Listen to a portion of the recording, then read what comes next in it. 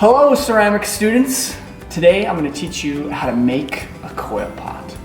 Over here I have got some examples of coil pots. Coils are essentially what you see here, and if you watched our video on how to make a coil, then you would know exactly what I'm talking about. Coils are ropes of clay that can be stacked together to make all sorts of different ceramic forms and styles and shapes.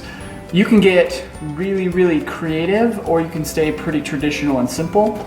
This right here is a basic ceramic one coil pot piece. We have coils that are stacked on top of each other. The coils have been smoothed out.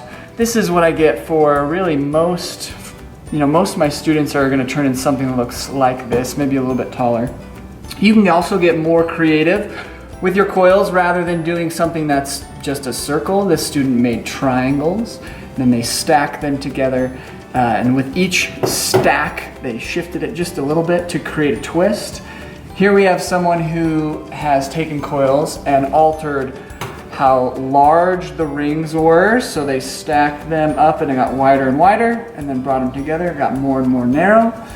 Here we have someone who has incorporated a couple of different objects in with the coils themselves. We've got some orbs or spheres. We've got coils going in all sorts of different directions. This is a much more complex, probably more creative example.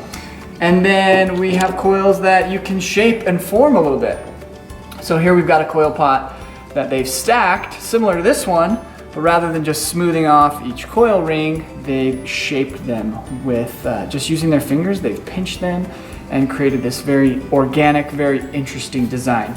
So how do we make a coil pot? What you need to make a coil pot: you need some coils, obviously, and then you're gonna need a little bit of extra clay to start with a base. When we're hand building, we generally are gonna start with a base.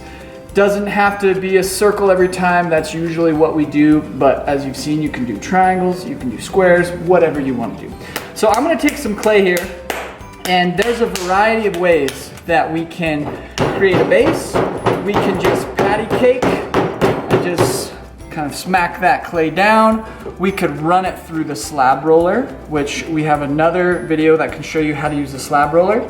But I'm gonna go just something as simple as this, and I'm gonna flatten that little ball of clay out. And then because I want my coil pot to start as a circle, I'm gonna take something circular, like a roll of tape or whatever it might be, and I'm going to use my needle tool, and I'm just gonna trace that and cut through.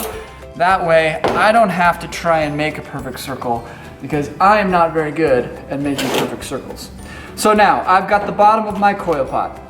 What I will do here, if I'm a beginning ceramic student, I've never done this before, I'm gonna just try and do something really simple, really straightforward. I'm gonna take the coils that I've made, and I'm going to stack them onto my base.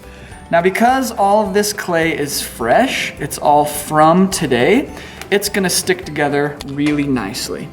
And what we're gonna do here is I'm gonna stack on probably 2 rows of coils, and I'm not gonna go much more than this. I could maybe do 3 or 4 total rows.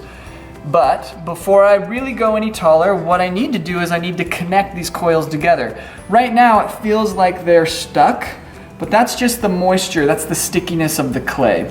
If I let this dry out, say next class period I come back and I don't do anything else to this, I'm gonna have a coil pot that's probably just gonna fall apart, because there's nothing that's really holding this together. So what I need to do is I need to smooth out the inside of the coil pot.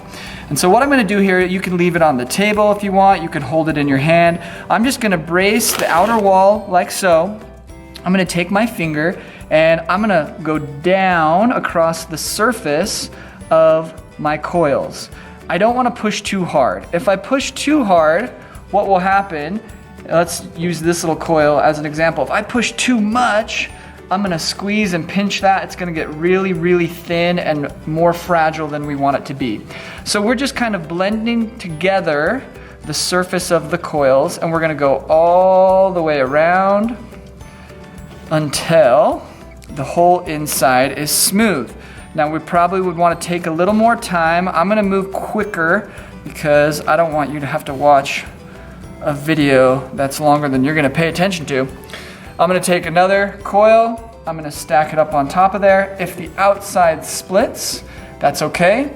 We're not gonna worry about the outside right away. We're gonna worry about that after the inside has been smoothed and we've got our total shape or whatever we're trying to go for.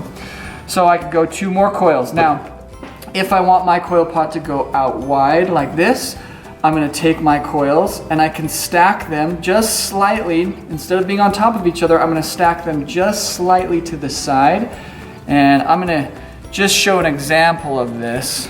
So obviously you would be going all the way around, but even just doing something like this, you can start to see how from the side, now that coil pot is starting to get some shape. And that's exactly what this student had done right here. I'd follow the same process. I'd take my finger and I'd smooth all the way down because the inside needs to be totally smooth. Once I've built it and the inside is smooth, then I can worry about working on the outside. I'm gonna take that off for now.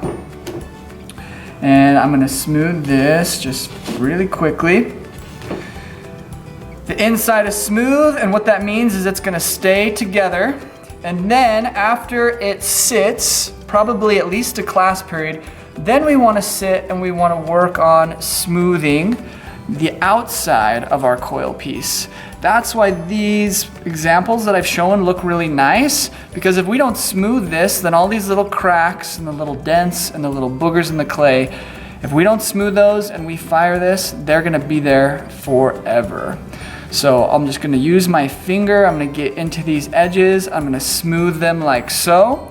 If I wanna smooth the actual crack on the inside, I can use a tool like the handle of a needle tool, or really anything that has a nice clean edge, and I can apply a little bit of pressure and I can drag across, and that will smooth that interior, and I can smooth it with my finger, and you can see that it will blend pretty nicely. It's probably a little bit easier to work on the outside of your coil piece after it has sat. So I wouldn't do this the first day. Again, I'd probably wait. But with a little patience and a little time, the whole exterior can look really nice like this.